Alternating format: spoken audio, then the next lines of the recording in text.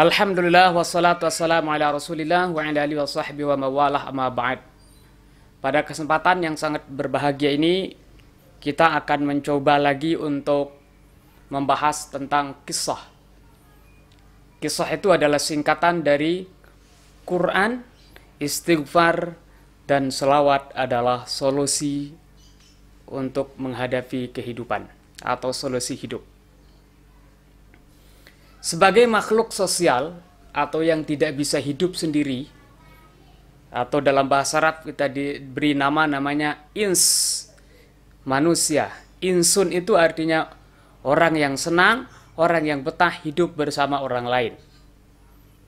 Orang yang tidak senang dan tidak betah hidup bersama orang lain itu ada dua kemungkinan. Bisa jadi karena keistimewaannya, artinya senang menyendiri untuk ingat Allah Subhanahu wa taala, berkhalwat. Tapi bisa jadi ada kemungkinan yang lain, yakni gangguan psikis, gangguan jiwa. Nah, sebagai makhluk sosial atau di saat kita berinteraksi dengan orang lain, tentu kita saling membutuhkan dengan orang lain. Rasulullah SAW sendiri di saat beliau wafat, baju besi beliau masih tergade sama orang Yahudi. Berarti Rasulullah juga butuh dengan orang lain, bahkan dengan orang yang non-muslim, yakni orang Yahudi. Tapi karena ini adalah interaksi sosial, Rasulullah SAW tetap melakukannya. Bahkan suatu saat pernah beliau menerima tamu, tapi tidak ada yang akan disuguhkan kepada tamunya. Beliau minta kepada khodamnya untuk meminjam gandum kepada tetangganya yang Yahudi. Dan tetangganya Yahudi itu mengatakan, saya tidak akan memberikan minjam kepada Muhammad kecuali harus ada jaminan. Mendengar ungkapan orang Yahudi ini, pembantu Rasulullah SAW kembali dan melaporkan kasus ini kepada Rasulullah. Dan Rasulullah pada saat itu keluar statementnya, ungkapannya, masa hanya sekedar meminjam gandum harus ada jaminan, padahal saya adalah aminun fil ardi wa aminun bis sama. Aku adalah orang yang terpercaya baik di muka bumi ini ataupun di langit, yakni di kalangan malaikat. Akan tetapi Islam memberikan tuntunan kepada umatnya supaya jangan terlalu banyak meminjam, jangan terlalu banyak hutang, kecuali dalam keadaan terpaksa. Oleh sebab itu Imam Ali mengatakan, aqlilid dain ta'ishura, minimalisirlah hutang kalian supaya kalian hidup bebas. Jangan terlalu banyak hutang supaya kalian hidup merdeka. Nah, dan andai kata kita memiliki beban hutang karena ada hal-hal yang membuat kita untuk berutang, atau ada hal-hal yang terpaksa kita harus berutang, solusinya bagaimana? Solusinya adalah kisah. Kembali kepada Quran, istighfar, selawat adalah solusi hidup. Apakah yang harus kita baca? Apakah yang harus kita amalkan supaya hutang kita bebas? Supaya hutang kita dilunasi oleh Allah SWT dengan caranya Allah SWT sendiri. Baik itu langsung, artinya kita diberikan oleh Allah SWT usaha sehingga bisa membayar hutang, atau Allah SWT mengutus orang untuk membayarkan kita, atau orang yang tempat kita berhutang itu membebaskan kita. Yang penting intinya adalah hutang kita bebas. Sekali lagi, kuncinya itu adalah kisah. Quran, istighfar, dan selawat adalah solusi hidup. Apakah yang kita amalkan?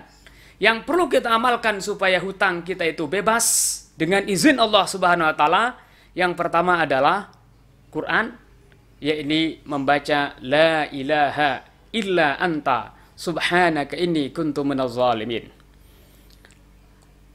La ilaha illa anta subhanaka inni kuntu minaz zalimin ini adalah doanya Nabi Yunus di saat beliau berada di dalam perut ikan.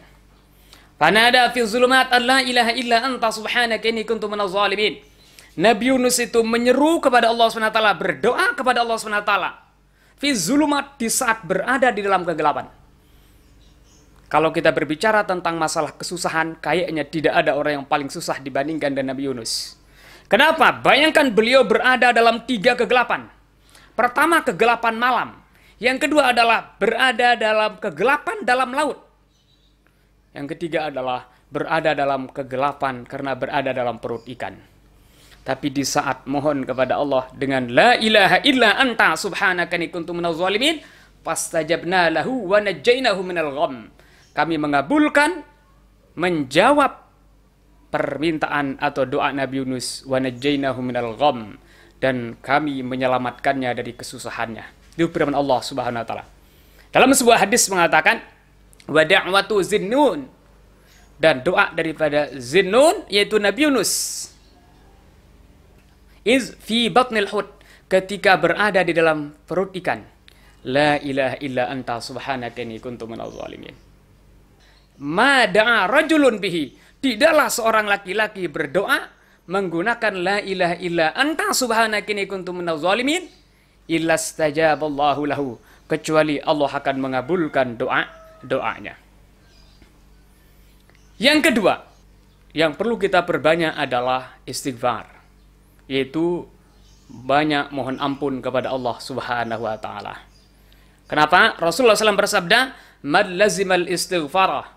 Siapa saja yang memperbanyak istighfar, ja'alallah min kulli dhiqin makhraja, maka Allah akan menjadikan jalan keluar di dalam semua kesempitan dan kesulitan yang dia peroleh.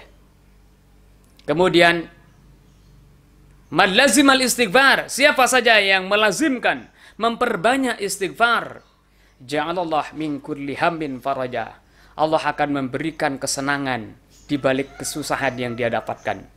Wa razaqahu min haitsu la yahtasib, dan Allah akan memberikan rezeki kepada orang itu dari arah-arah yang tidak disangka.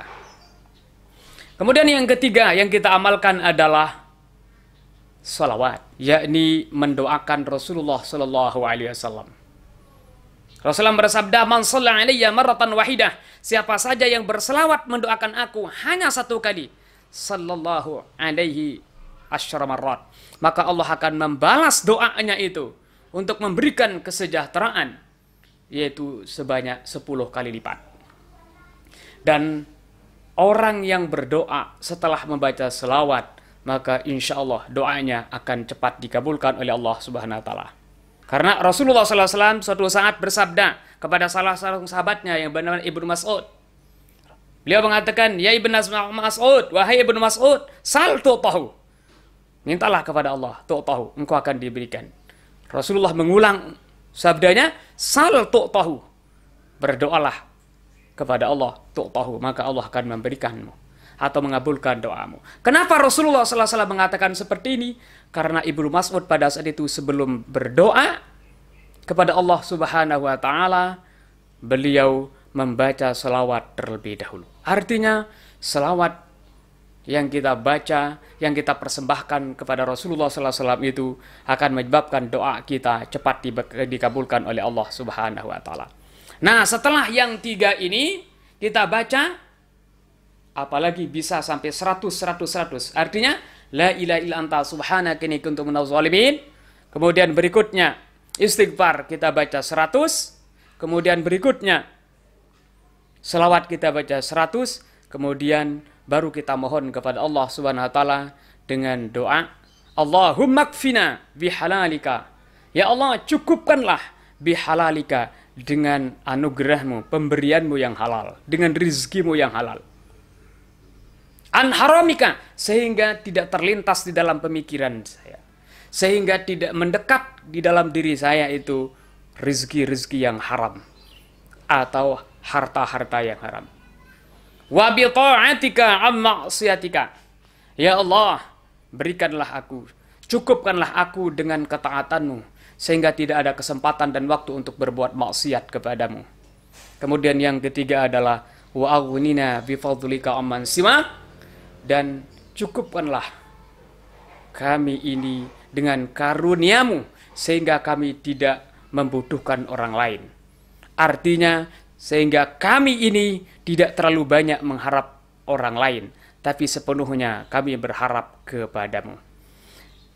Nah, kalau ini kita baca insya Allah 70 kali dan kita istiqomahkan terus menerus, jangan sampai bosan, sesuai dengan tingkat kesulitan kita, sesuai dengan tingkat banyak dan sedikitnya hutang kita. Semakin banyak hutang kita, semakin banyak kita amalkan, semakin sering kita amalkan.